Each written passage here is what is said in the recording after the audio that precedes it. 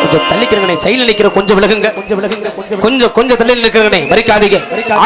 தெய்வம்ன்றது எல்லாத்துக்கும் பொதுவானது, யாரு மேல எப்படி வரும்னு தெரியாது. ஆமா சாமி, இமைக்கிற நேரம் தொட்டு வருவது தெய்வம், கொஞ்சம் உதவியாக்க வருவதுதான் தெய்வம். வர்ற தெய்வத்தை நம்ம வழிபடணும். வேணா சாமி, மறுச்சு வச்சுக்கிட்டோம்னா பிரச்சனைக்கு உண்டாக்கி விடும். பிடிக்காதீங்க, விடுங்க.